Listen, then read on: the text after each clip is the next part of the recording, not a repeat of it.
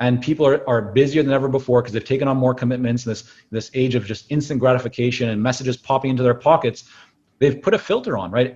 Buyers have filters on where unless something is hyper relevant to their specific situation, then you will not cut through the noise. Everything leads to growth with the National Association for Sales Professionals.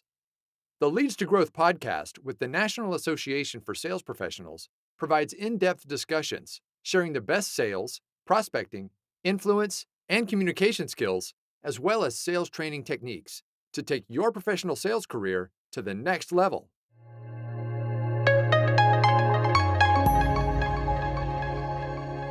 Hello and welcome to another Leads to Growth podcast with the National Association of Sales Professionals. Welcome everybody back again. Very excited to be with y'all today. It's been a minute since we've been around and very much looking forward to re-engaging. Been getting a lot of requests for this and really excited to be kicking our Leads to Growth podcast off with this gentleman here next to me, Michael Zipursky. Now, if y'all don't know, about time you did. Michael Zipursky is the CEO of Consulting Success and a coach to consultants. He's advised organizations like Financial Times, Dow Jones, RBC, and helped Panasonic launch new products into global markets. But more importantly, this guy's helped over 400 consultants from around the world in over 75 different industries add 6 to 7 figures, not reach, but add 6 to 7 figures to their annual revenues. And over 35,000 consultants follow him on his weekly consulting newsletter, which you can check out at consultingsuccess.com. Michael's the author of the Amazon bestseller, Act Now, How Successful Consultants Thrive During Chaos and Uncertainty, The Elite Consulting Mind, and Consulting Success, the book. This guy is full of knowledge and also just a really warm, awesome, value-driven person. So, Michael, welcome to the podcast, man. Thanks for joining us. Hey, Chris, thanks so much. Great to be with you, and appreciate that intro. That was very thorough. My man. All right. Well, doing my best here, man. It's interesting, and a lot of people ask, how do you choose the guests that you have? And honestly, with all love, I choose first. I try to talk to people, obviously, that are within our niche, but I choose to have people on the podcast that I wouldn't mind having a beer with, or I wouldn't mind hanging out with and spending some time with on the weekend. And you definitely rang that bell. And in this new age of selling, we're getting more and more people that are a salesperson's job is really becoming a lot more of a consultant position. And we're doing a lot more of educating nowadays. So your expertise is really valuable here in our sales world. And the topic that we're going to talk about today, especially now with the day and age that we're in, that everybody's sitting in front of the computer all the time. We're not able to do a lot of the face-to-face networking we're doing. A lot of people are doing that old effort of spraying and praying with their marketing. And we really want to talk today about why technology is potentially hurting your sales and not helping you. And Michael's talked to a lot of businesses and companies, sales forces around this topic. And so we're really excited to have you kind of talk to us a little bit, share some avenues and maybe potentially some tips how we can leverage this new technology and automation, but still continue to have those quality prospect conversations. So Michael, tell us a little bit, first off, of how you got into the consulting gig. And then if you don't mind, get into a little bit about, where you're seeing this problem pop up around us today.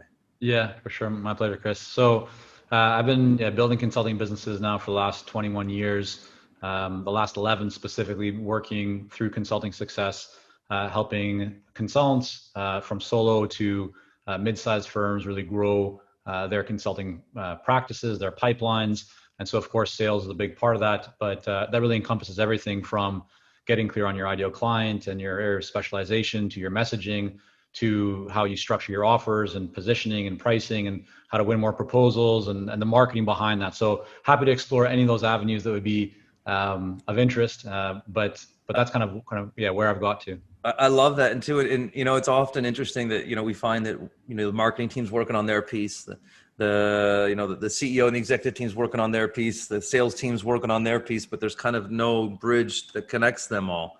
And I think that synergy is probably really important to this process. Well, I mean, as you're building any business, right? I mean, especially at the early stages, it's really important that you have a strong foundation. And so that's what the role that we play in the consulting world is to help those that want to build their consulting business, professional services business, by getting a really good foundation. Most of the clients that we work with are already very good at what they do. They're true experts in their industries. And as you mentioned, many different industries all around the world. And so they don't come to us for expertise. They come to us for help in taking their expertise and then building a business around that and scaling their business and creating a business that is going to be meaningful for them. This is a big topic I'm hearing a lot in this transition world that we're in, right? A lot of people are going from maybe a career in which they spent a lot of time and maybe using to look to leverage that knowledge that they have, but find a new niche or a new way to deliver that. And I'm hearing a lot of people getting into this consultant game because maybe their value is not appreciated in much the role that they had before, but now they're looking to better the systems and principles and the other people within the industry. Yeah, are you seeing a lot of new people grow into the consulting industry right now? Definitely. I mean, we're busier than ever before, right? Which is a good problem to have, but we're also very in tune with what's happening in the world, right? There's a lot of just uncertainty and chaos and concern and anxiety and fear. And so, recognizing that our role is continue to be just helping to support our clients and the consulting community at large. But back to kind of your point there, certainly there's been a real increase in number of people interested in getting into consulting. Most often what we see is it's not that people just like the light just didn't click and go, oh, maybe I should do this. Maybe I should actually get into consulting or build a business. Most people have been thinking about this for years, but what's happened is the stability that so many people kind of felt or believed that they had with their corporate job. It's like, oh, that actually isn't that stable anymore. Wow. People are getting furloughed. They're getting let go. It's, maybe I'm not actually as protected as I thought I was. Maybe I should actually become, the master of my own destiny and step out into realizing the potential that I feel that I've had inside me for so long, but I haven't had the time to realize, or I haven't been comfortable making that leap. And so for some people, it's been just the recognition of, you know what, I should do this now and not wait. Others have been pushed to it of, I don't have a job right now, or the job that I had is gone. Maybe I should maybe this is what I should do right now. But I think the other kind of economics or the economic force at play, the transition of organizations for many who maybe weren't as open to this idea of bringing outside external experts in, advisors, consultants, coaches, because they really want to build culture. They want to build team. They would always, lead with, let's build our in-house team. Well, now with this transition, the in-house under one roof it is not the reality anymore. Even those companies that are bringing people back into the office, the square footage in office space, right, is decreasing. Commercial real estate is definitely shifting and likely for many years or forever, who knows. But now that mindset around, we're actually able to operate fairly well with people being distributed and working remotely. If we can actually tap into outside expertise, whether that's sales expertise or leadership or marketing or whatever it might be, and we can do it in a way where we're not assuming as much risk. We don't have to hire someone full-time. We're not paying all the benefits, the insurances. We don't have to find them and hire them and train them. We can just plug in an expert right away. Typically, that's going to provide them with less risk upfront, a higher return on investment. And so now we see a lot of companies who maybe were hesitant to this idea of working with external people becoming much more open to it because they're now comfortable with this idea of working in a kind of remote distributed fashion. That's interesting. The ways that we've been forced to communicate have kind of forced us to accept new opportunities. And also too, like, like you said as well, like a lot of people out there who had that certainty that when they're like, well, I can't walk away from this thing, which I know is safe and true. And now that I don't think that thing is safe anymore, now it's like, well, what have I been waiting for? Right. Yeah. And so, all right, so now I'm a consultant, or even let's bridge it in the world. I'm into a new sales industry, or I'm a new entrepreneur going into my niche. And I'm like, all right, well, this is new for me. And the first tendency is now, all right, great. Well, how do I just go tell everybody about my message, right? Automate some emails, buy some lists, mass post on LinkedIn and social media, so everybody knows what's going on. And that's kind of the first thing that goes into mind, right? It's gonna let everybody know what's going on. But then this is kind of now putting us into a place where we're diluting a message to everybody and not really getting anything back, huh? Definitely. Yeah. I mean, what's interesting is I often see a lot of people who hesitate to actually go out and tell the world what they're doing, especially if they are in the consulting world. So if someone was going to say, yeah, I've been telling everyone, part of me wants to congratulate them and say, hey, good job, because at least you're not, waiting for the perfect time. You're taking action. But there you go. The problem that we see, and I think this has been increasing over time, is that people are relying more and more on technology. They're trying to lean on this idea of automation, and really what they're focusing on is volume over value. But if you are looking to build a relationship with any kind of savvy buyer, meaning, you're not just selling a pair of socks, you're creating a relationship with someone where you're providing higher valued services or products, there's more risk involved. When they sign on that dotted line, it's typically because they feel that they can really trust you, that you're going to deliver, that there's going to be great return on investment for them. There's a lot of factors they've been considering that lead them to that point. And so therefore, it's all about the relationship. And while what people are looking for now is how do I get my message in front of a lot more people? I can do it now with low cost. It doesn't cost me, in quote unquote, if you're just listening to this, it doesn't cost me anything to send an email. It doesn't cost me anything to blanket, my message on social media. It doesn't cost me just to get right to the point and say, here's what I offer. The problem with that is that we are now surrounded by more noise in the marketplace than we've ever had before. There's more ads, more hypey promises, more, this, that, or the other. This is the best. This is the new trend. This is, jump on this bandwagon. And the challenge with that is that as, there's more noise and people are busier than ever before because they've taken on more commitments, this age of just instant gratification and messages popping into their pockets. They've put a filter on, right? Buyers have filters on where unless something is hyper relevant to their specific situation, then you will not cut through the noise. And so it doesn't help if you are just one of these additional people that are shooting messages, that are not customized, that are random, that essentially are just spam or high level sales messages that the buyer can tell are very general. It's very unlikely that someone's going to receive one of those and go, oh, I'm so glad that you just offered that to me. I have no idea who you are, but yes, I'm just going to say, let's talk. It doesn't happen, right? It's very, very rare that that's the situation. And so this is why, I'm a big believer that technology is important. In fact, it's crucial. And I'm not a technical expert by any means, but what I can say from experience and observation of watching, working with hundreds that have gone through this process is that technology, let's say your CRM, you should have a CRM, right? And you should manage your pipeline and you should be doing that diligently and consistently. That's for sure. But just because you can sign up for a service that would allow you to send, 100 messages through LinkedIn in a day, should you do that? Maybe not, right? Especially if those messages are general and the person that's receiving them, right, is not dumb. They can tell that your message is probably going to many more people that are not them. And so, I think it's important when you're considering sales and marketing and building relationships that you put yourself in the position of the person on the other side and just ask yourself, if you receive that message, how would you feel about it? Would you feel that someone's taken the time to actually research what you're doing, or have they just, woken up and pushed a button?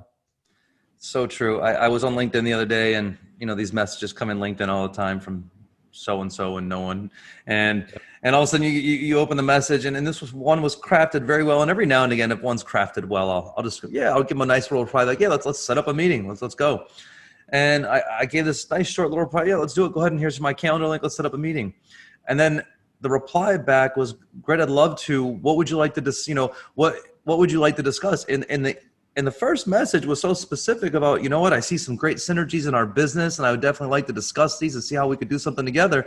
And then the response was just completely unaligned. Like it was almost like one person came and said something to me and then he left and then somebody else came over and started to try to carry on the conversation. It was so, and that immediately shut me off. And I was like, Correct. Dude, you dropped the ball. See ya. Yeah. And just to clarify, I want to add a bit of perspective to this. I'm not suggesting that you should never send cold emails to people, because they do work. But if you want to have a higher likelihood of success and actually build a meaningful relationship with someone, what I suggest, based on just my observation and experience, is it's much better to spend a few minutes tailoring that message to that person, to actually show them that you've done a little bit of homework, or that there's at least a connection, right? I think we've all experienced, as you just said, Chris, these messages that flood our email inboxes or our LinkedIn inbox, where you can tell that person has spent no time looking into what you actually do.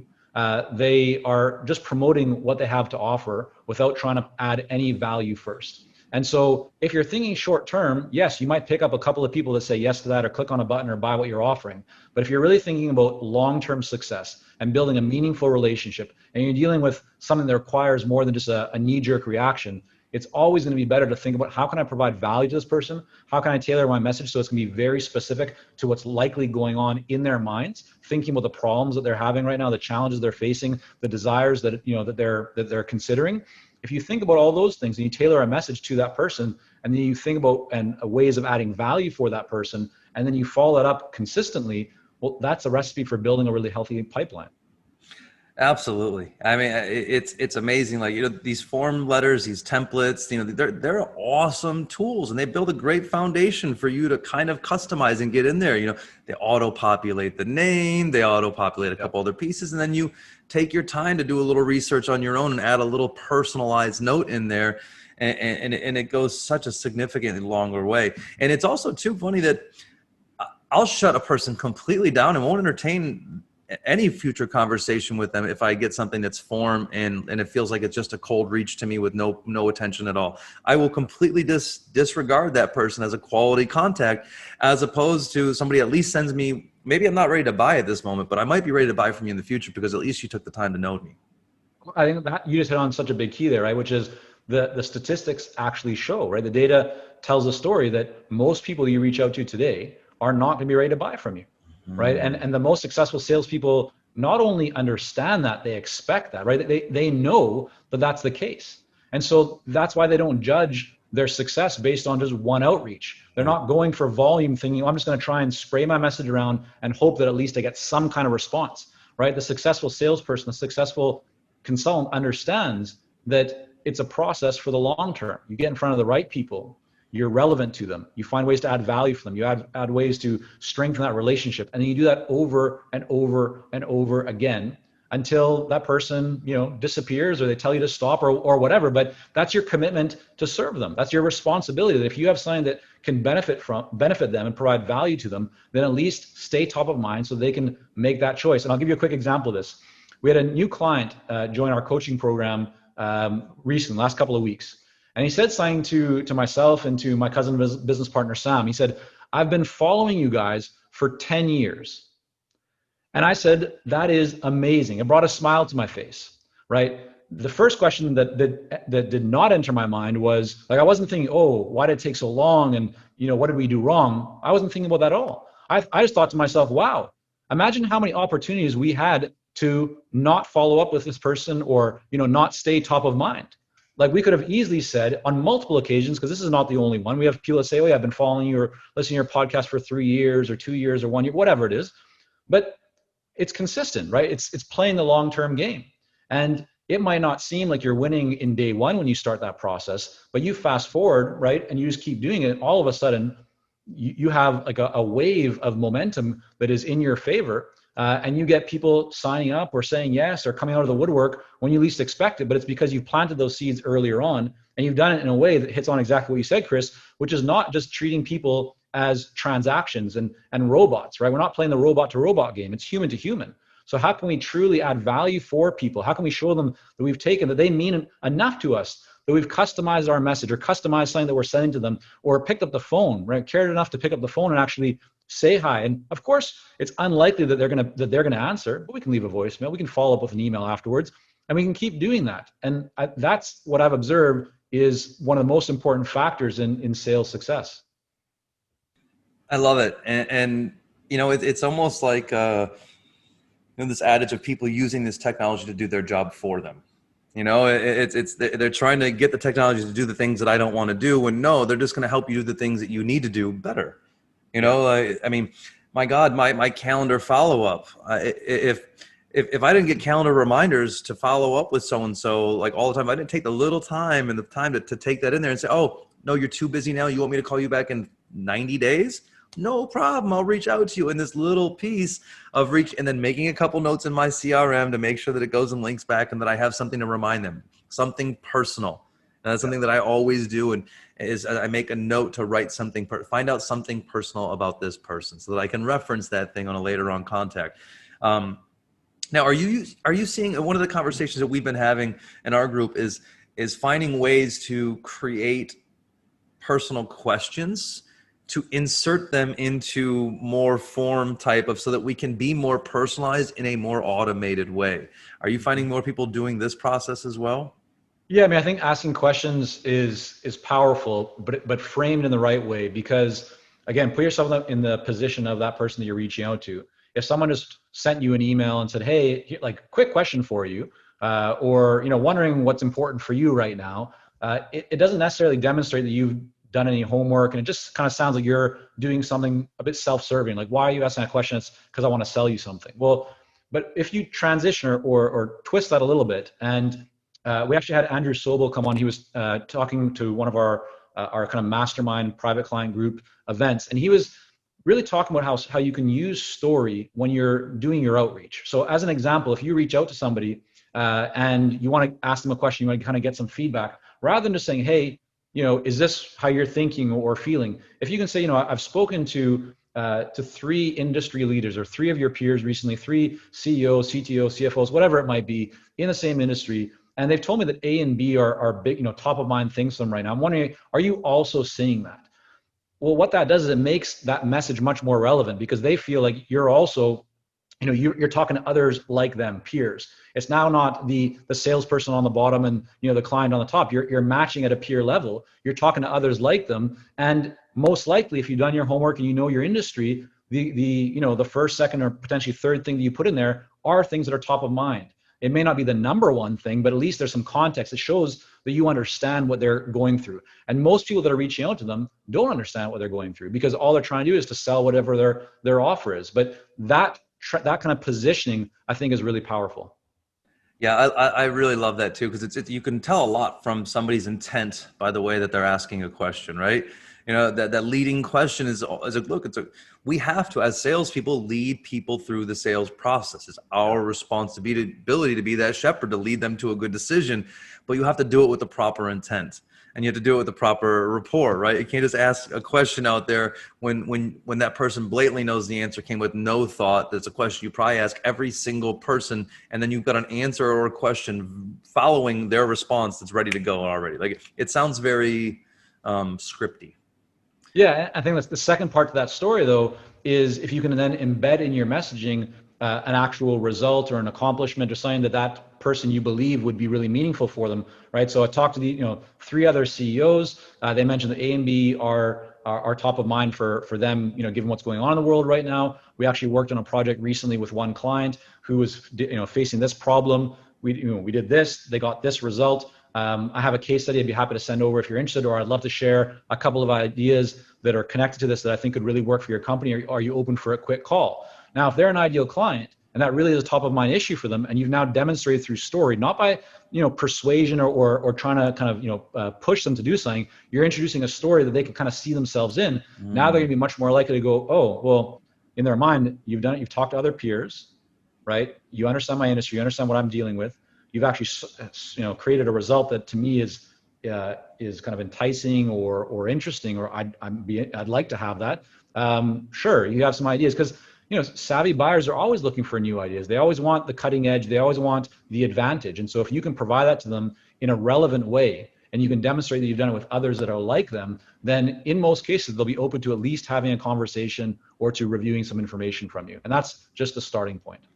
That's really great. What a great way to build rapport and uncover. Because look, if I'm going to call a buyer, I can look on their Facebook and their social media and try to find some things that I can really understand them and know them. And still, if I may not find anything that's really truly valuable and pertinent or something, I may have to jump to some conclusions. But to be able to bring references about other people within their industry and their position and the struggles and challenges that they're having, what a great way to bring value right up front. Because that person also, when they talk to their peers, they don't know if they're getting the same answers. They don't know. But when you talk to a consultant, a person who spoke to them on those one-on-one conversations, you're bringing value to them right away in a way that they can feel. Also here, they can hear the social proof. It's not just me that you're just coming to me, but other people are doing the same thing that I am, which makes it much easier for me to take that step forward with you. Correct. Yeah, it's you introducing the results you've been able to achieve for others that you could likely achieve for them, right? It's you kind of talking about what you're doing, but not in a direct promotional way where you're not just saying, hey, we offer change management services and we do sales training. You're not saying that. You're saying, here's a result, here's a problem that someone had who's similar to you. Here's the result that they got. I have a few ideas or whatever, a case study or something that I'd like to share with you. That's much more relevant. I really love that too, because it directs their focus on the outcome and not the sale or the purchase or any of those other pieces. So I love this. So I think one of the things that I've also noticed too is in these form letters, these templates, right? If I get caught up in somebody's funnel or web, I'll just start getting random articles posted to me or forwarded to me. Most of them have nothing to do with me or who I'm in. They're mostly just sales articles. But But what I like what you spoke about, because look, if you know who your target ideal clients are, prospects are, you should be able to know one or, like you said, one of three problems maybe that you should be able to solve for them. And if you have one of three problems that you can solve, it should be able to have some good content relating to each of those, and to be able to kind of personalize people, maybe not in the exact personal place that, like, I talk about the time we hung out and had beers with their mom, but you can direct something that at least vaguely interacts with an experience or a conversation that you've had with them, and applies a little bit more. So you can still automate, but by personalizing a little bit more than just the generic, right? Yeah, I think that's a kind of brings up a really important point, which is whether you're a salesperson, you're a consultant, whatever you are offering, it's very important to be clear on who your ideal client truly is, right? If you are working in some massive organization and everyone knows, your brand, I mean, that might be a bit different. But if you are really wanting to start to crank on that pipeline and generate a lot more momentum and make some real progress, then you can't be all things to all people. And so this is a sign that we keep seeing where people have a struggle. It's like, yeah, I'm not getting a lot of responses. My pipeline isn't filling up. And then we have a conversation with them and we find out, we say, well, who's your ideal client? Who are you targeting? Well, I'm targeting manufacturing companies. Well, that's, or even worse. Yeah, I'm working like big businesses or small businesses or nonprofits.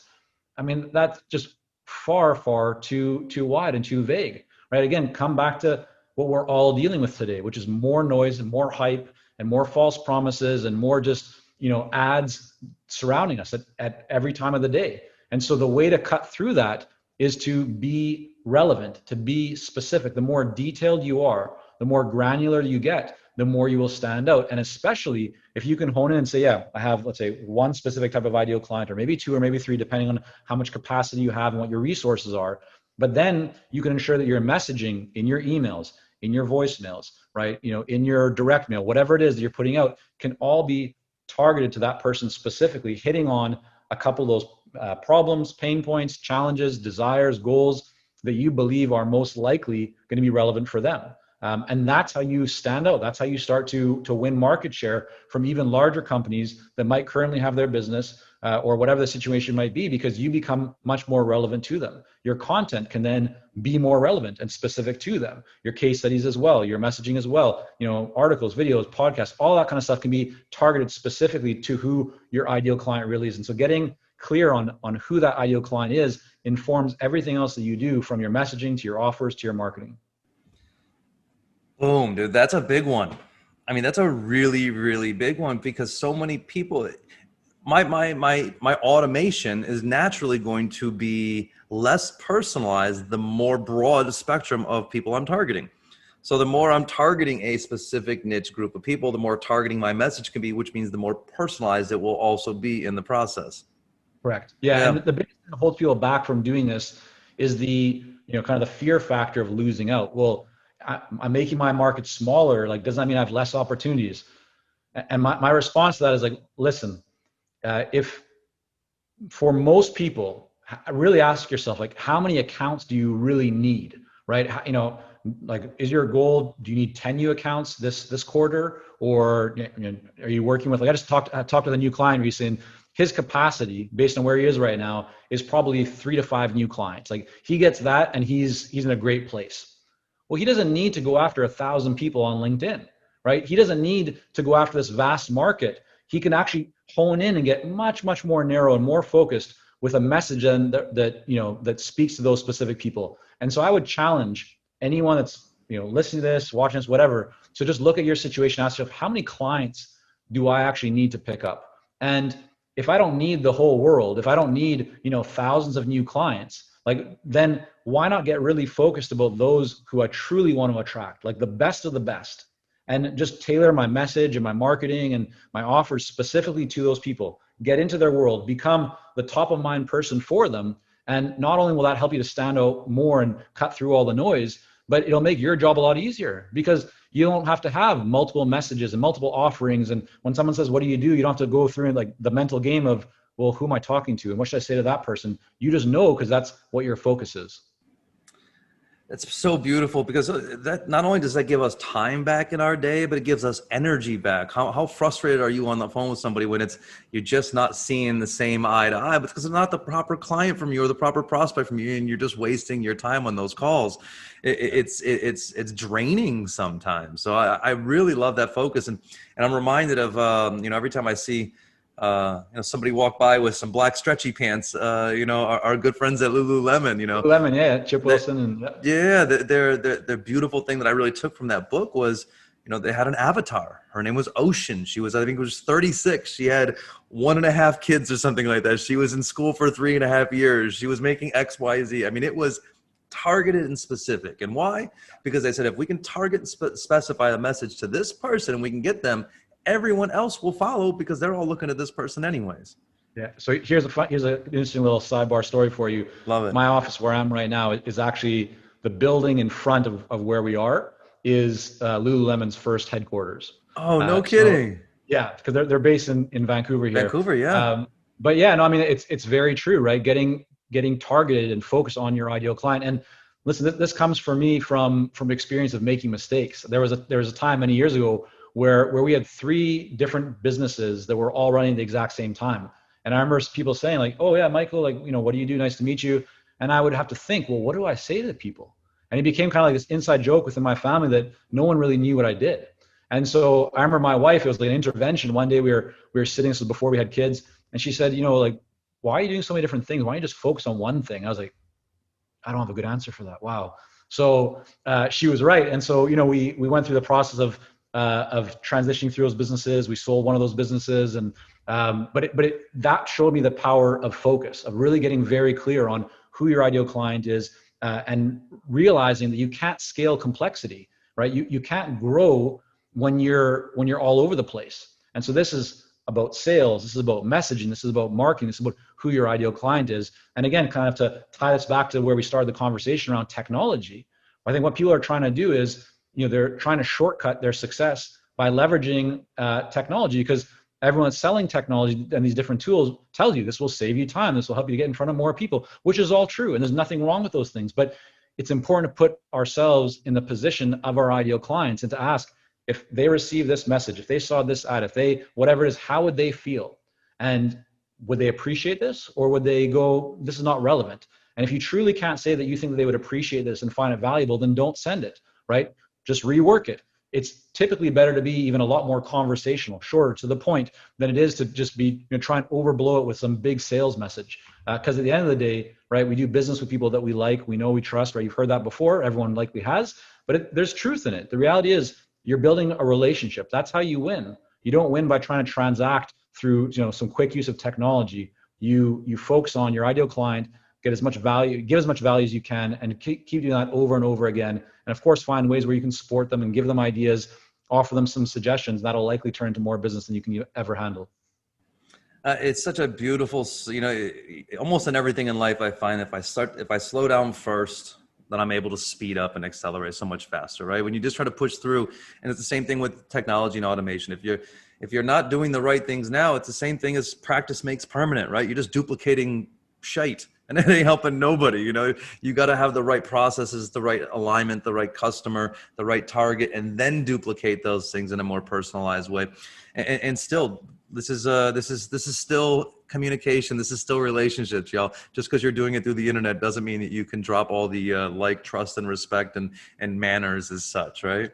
Yeah, man. Definitely. Michael, this is awesome. I really appreciate honestly your conversation about focus kind of hit me a little bit right here. I'll talk to you about that one later.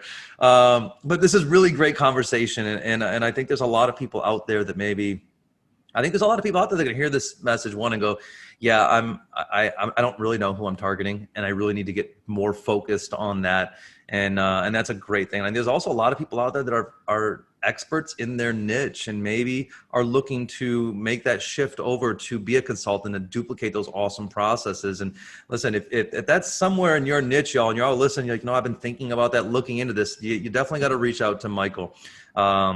Everybody follows this guy. He knows all the tips and tricks, and honestly, not even the tips and tricks, but where to start as a good foundation so that you can cut the learning curve in half. Reach out to somebody. Y'all don't need to learn the lessons on your own. We ain't kids still, right? We can listen to dad and understand the stove is hot and not touch it, right? So reach out. Michael, where can everybody find you to get more information from you?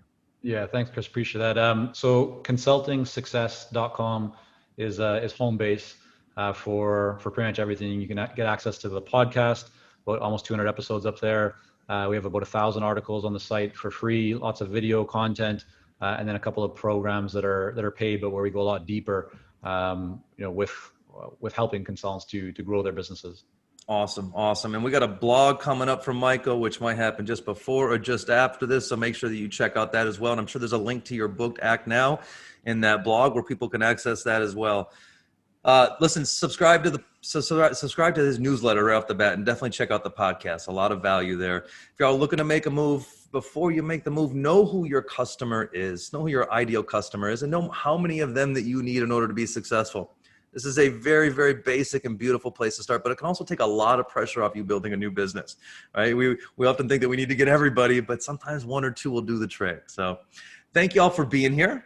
Make sure that you like our podcast. Make sure that you subscribe to the podcast, download that thing. And if you got some value out of here, go give it a 5-star rating and leave a nice little comment for us. Share a friend. And listen, go to NASP.com, the National Association of Sales Professionals, and make sure that you get your free membership. A lot of goodies that come with that. And we're stepping up a little bit more. So there's going to be a lot more coming here on NASP. So check us out. Michael, it's been a pleasure, man. Thanks so much. We'll definitely have to do this again. Sounds good, Chris. Thank you. Cheers. That's Leads to Growth, y'all. We'll see you on the next one.